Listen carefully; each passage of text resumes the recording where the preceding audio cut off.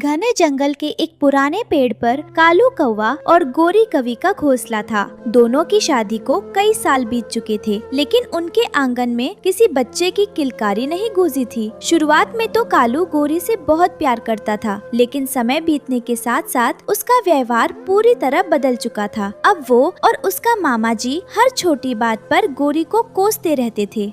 दिन भर बस ये रोना धोना और आँखों से आंसू बहाना। इसके अलावा तुम्हें कुछ आता भी है गोरी? पूरा घर सूना पड़ा है। जब मैं सुबह जंगल में निकलता हूँ तो देखता हूँ कि मेरे दोस्तों के घोंसलों में छोटे छोटे बच्चे चहकते हैं। उनकी आवाजों से पूरा पेड़ गूंजता है। और एक मेरा बदतर नसीब है कि जब भी घर आता हूँ यहाँ सिर्फ मौत जैसा सन्नाटा पसरा रहता है। ये सब सिर्फ और सिर्फ तुम्हारी वजह से है।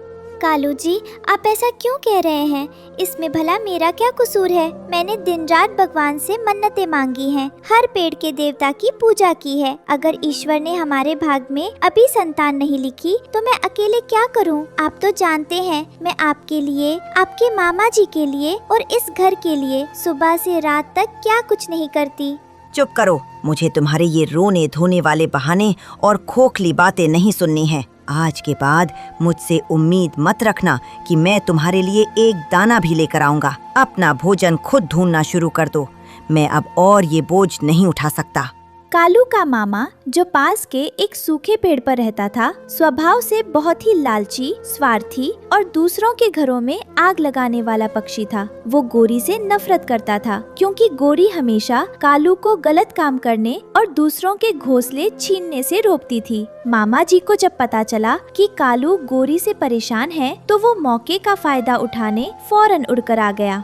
अरे कालू भांजे, अरे मेरे सीधे साधे बच्चे, कब तक इस मनहूस और बदकिस्मत कवि के भरोसे हाथ पर हाथ धरे बैठे रहोगे? पूरा 1 साल और बीत गया देखते देखते।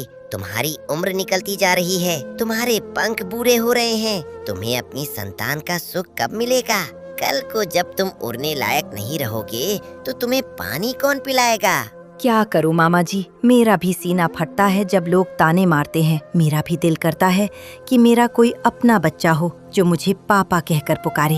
रात रात भर मैं यही सोचकर सो नहीं पाता। तो फिर देर किस बात की है भांजे? मेरे पड़ोस वाले जंगल में सुंदरी नाम की एक बहुत ही चुलबुली, सुंदर और तंदुरुस्त कवि रहती है। उसके घर वाले उसकी शादी के लिए कोई अच्छा घर ढूंढ रहे हैं। मैंने तुम्हारी बात चलाई है वहाँ। अगर तुम एक बार हाँ कहो तो मैं आज ही जाकर बात पक्की कर दूं। फिर देखना तुम्हारे घोंसले में अंडों की लाइन लग जाएगी। मामा जी, भगवान के लिए रुक जाइए। ये आप कैसी विनाशकारी बातें कह रहे हैं? क्या आप मेरे जीते जी मेरे ही सामने इस घर में सौतन लाने की योजना बना रहे हैं? कालू जी, आप चुप क्यों हैं? अपनी जुबान खोलिए, कुछ बोलते क्यों नहीं? मामा जी बिल्कुल ठीक कह रहे हैं। मुझे वंश चाहिए, मुझे संतान चाहिए जो तुम मुझे कभी नहीं दे सकती। मैं आज ही सुंदरी के घर जा रहा हूँ। मामा जी, आप आगे बढ़िए और शगुन की बात पक्की कीजिए। गोरी के लाख गिड़गिड़ाने के बाद भी कालू संतान की चाह में गाजे बाजे के साथ सुंदरी को ब्याह लाया। लेकिन जिसे वो सीधी समझ रहा था, वो शातिर सुंदरी असल में सिर्फ उसके घोंसले और पूंजी पर नजर गड़ाए बैठी थी। गोरी, सीधे खड़े होकर देखो, ये सुंदरी है। आज से इस घर की असली मालकिन यही है। अब इसके सामने अपने वो पुराने नखरे और रोने का नाटक दिखाने की जरूरत नहीं है। अरे वाह, तो ये है यहाँ की पुरानी और बेकार कवि। शक्ल से तो बड़ी भोली और बेचारी बनती हो, पर कालू जी ने मुझे तुम्हारे सारे लक्षण बता दिए हैं। कान खोलकर सुन लो। अगर इस घोंसले के एक कोने में सिर छुपाने की जगह चाहिए तो सुबह उठकर मेरे पैर दबाने होंगे। मेरे लिए ताज़ा पानी लाना होगा। और हाँ, मामा जी ने साफ कह दिया है कि तुम्हारा दाना पानी आज से बंद है। अपना भोजन खुद ढूंढना, हमारे खाने पर नजर मत गड़ाना। हाँ सुंदरी बहू, आते ही तुमने बिल्कुल सही कमान संभाली है। अगर ये गोरी जरा भी चू चपड़ करे या अपनी आवाज उठाए तो सीधे 2-4 पंख जड़ देना। लातों के भूत बातों से नहीं मानते। गोरी चुपचाप अपमान का ये कड़वा घूंट पीकर रह गई। उसका दिल करता था कि वो उड़कर अपनी माँ के घर चली जाए, लेकिन उसकी माँ बूढ़ी और बीमार थी। वो ये सदमा बर्दाश्त नहीं कर पाती। गोरी ने तय किया कि वो चुप रहकर अपनी तकदीर का तमाशा देखेगी। शादी के बाद सुंदरी कोई काम नहीं करती थी और दिन भर आराम करके गोरी से दासियों की तरह काम करवाती थी। लेकिन एक रात जब कालू गहरी नींद में सो रहा था तो सुंदरी दबे पांव घोंसले से बाहर निकलकर पेड़ के पीछे मामा जी से मिलने पहुंची। गोरी की आंख अचानक खुल गई और उसने छुपकर उन दोनों की गुप्त साजिश और बातें सुन ली। मामा जी, आपका प्लान तो बड़ा सॉलिड निकला। उस मूर्ख कालू को लगता है कि मैं उसे बच्चे दूंगी। मैंने तो शहर के डॉक्टर चील से पहले ही दवा ले रखी है। मुझे कोई झंझट नहीं पालना। बस एक बार कालू अपनी सारी जमा पूंजी और ये आलीशान घोंसला मेरे नाम कर दे, फिर हम दोनों मिलकर इस कालू को और उस गोरी को लात मारकर यहाँ से भगा देंगे। हाँ सुंदरी, कालू तो अंधा हो चुका है। उसे बस थोड़ा और पट्टी पढ़ाओ। एक बार संपत्ति हमारे हाथ आ जाए, फिर हम इस जंगल के सबसे अमीर पक्षी बन जाएंगे। उस गोरी को तो मैंने पहले ही भूखा मार रखा है। ये बातचीत सुनकर गोरी के पैरों तले से जमीन खिसक गई। उसे अपने से ज्यादा कालू की चिंता होने लगी कि उसका पति कितने बड़े धोखेबाज जाल में फंस चुका है। लेकिन गोरी के पास इस बात का कोई सबूत नहीं था, इसलिए वो चुप रही। अगले दिन सुंदरी ने गोरी को बहुत प्रताड़ित करके भूखे पेट ही घोंसले से बाहर निकाल दिया। थकी हारी और अंदर से टूटी हुई गोरी नदी किनारे बैठकर फूट फूट कर रोने लगी। तभी वहां से गुजर रहे बंटी कबूतर और रानो चिड़िया की नजर उस पर पड़ी। गोरी बहन, भगवान के लिए अपने इन आंसुओं को रोको। हम सब जानते हैं कि उस निर्दयी कालू ने और तुम्हारी सौतन ने तुम्हारे साथ कितनी ज्यादती की है। लेकिन इस तरह भूखे पेट रहने से क्या समस्या हल होगी? सुबह से तुमने एक घूंट पानी भी नहीं पिया है। ये मकई के दाने खा लो, इससे तुम्हें थोड़ी ताकत मिलेगी। कबूतर भाई, रानो बहन, आप लोगों का बहुत बहुत शुक्रिया। इस मतलबी दुनिया में जहाँ मेरे पति ने मुझे पराया कर दिया, वहाँ आप लोग एक पड़ोसी होकर मेरा इतना ख्याल रख रहे हैं। मेरा तो जीने का मन ही नहीं करता।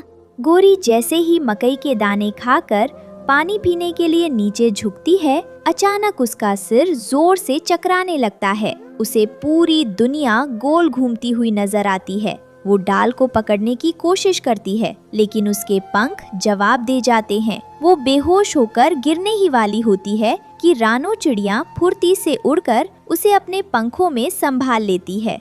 गोरी बहन को क्या हो गया? गोरी बहन, अपनी आंखें खोलो। गोरी बहन, तुम ठीक तो हो ना? कबूतर भाई, इनके पंख तो बिल्कुल ठंडे पड़ रहे हैं। हमें इन्हें तुरंत डॉक्टर चील काका के पास ले जाना होगा। गोरी को बेहोश देखकर बंटी कबूतर और रानो चिड़िया घबरा गए। वे फौरन उसे जंगल के सबसे बड़े और समझदार डॉक्टर चील काका के पास ले गए। चील काका स्वभाव के बहुत सख्त थे, लेकिन उनका दिल सोने का था। उन्होंने गोरी की आँखों और उसके पंखों की नब्ज टटोली। चील काका, बताइए ना, हमारी गोरी बहन को क्या हुआ है? क्या उस दुष्ट सुंदरी ने इसे कोई जहर दे दिया है? अरे नहीं रानू, घबराने की कोई बात नहीं है। ये तो कुदरत का चमत्कार है। जिस गोरी को कालू ने बांझ कहकर घर से निकाल दिया, वो गोरी असल में माँ बनने वाली है। वो गर्भवती है। कमजोरी के कारण उसे चक्कर आ गया था। क्या? ये तो बहुत बड़ी खुशखबरी है। कालू तो तरस रहा था इस दिन के लिए। हमें फौरन जाकर कालू को ये बात बतानी चाहिए। रुको बंटी, जल्दबाजी मत करो। कालू ने इस बेचारी का बहुत अपमान किया है और मुझे पता चला है कि कालू की नई पत्नी सुंदरी एक नंबर की ढोंगी है। अगर सुंदरी को पता चला कि गोरी माँ बनने वाली है तो वो गोरी के बच्चे को नुकसान पहुंचा सकती है। इसलिए इस सच को अभी छुपा कर रखना होगा। कुछ दिन बीत गए। गोरी रानो चिड़िया के घोंसले में रहने लगी, जबकि सुंदरी ने कालू पर अपनी सारी जमा पूंजी नाम करने का दबाव बनाना शुरू कर दिया। जब कालू मामा जी के साथ बैंक नुमा पेड़ से अपना सारा सोना लेकर घोंसले में लौटा तो अंदर चल रही बातें सुनकर उसके पैरों तले की डाल खिसक गई। अरे तुम फिक्र मत करो, बस 2 दिन की बात और है। ये बेवकूफ कालू सारा सामान मेरे हवाले करने वाला है। जैसे ही सामान मिलेगा, मैं इसके खाने में बेहोशी की दवा मिला दूंगी और हम सारा माल लेकर इस जंगल से रफू चक्कर हो जाएंगे। कालू समझता है कि मैं उसे बचा दूंगी, जबकि मैं कभी माँ बन ही नहीं सकती। क्या तुम माँ नहीं बन सकती और तुम मुझे लूटने आई हो? कालू जी, वो तो मैं मजाक कर रही थी। भांजे, मैंने तो पहले ही कहा था ये सुंदरी ठीक नहीं है। देखो, इसने तुम्हें धोखा दिया। झूठे बुड्ढे, पूरी साजिश में आधा हिस्सा तुम्हारा था। तुमने ही तो मुझे इस घर में एंट्री दिलाई थी। कालू के सामने अब सच का आईना साफ था। सुंदरी और मामा जी आपस में ही बुरी तरह लड़ने लगे। निकल जाओ मेरे घर से, दूर हो जाओ मेरी नजरों से। तुम दोनों धोखेबाज और लालची हो।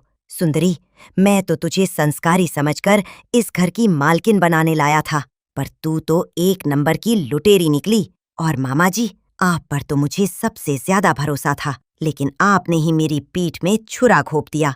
आज के बाद अगर इस पेड़ के आसपास भी दिखे तो मुझसे बुरा कोई नहीं होगा। निकल जाओ यहाँ से। अकेला, उदास और रोता हुआ कालू जंगल की खाक छानने लगा। वो गोरी को ढूंढ रहा था। उसे अपनी हर एक गलती, हर एक ताना याद आ रहा था। उड़ते उड़ते वो उसी नदी के किनारे पहुंचा जहां रानो चिड़िया का घोंसला था। वहां उसने देखा कि गोरी चुपचाप बैठी है और रानो उसे फल खिला रही है।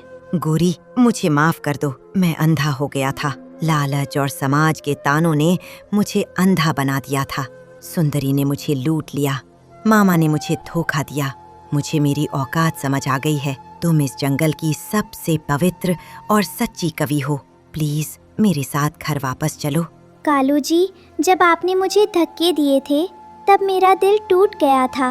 अब मैं उस घर में कभी वापस नहीं जाऊंगी जहाँ सिर्फ नफरत और ताने मिलते हैं।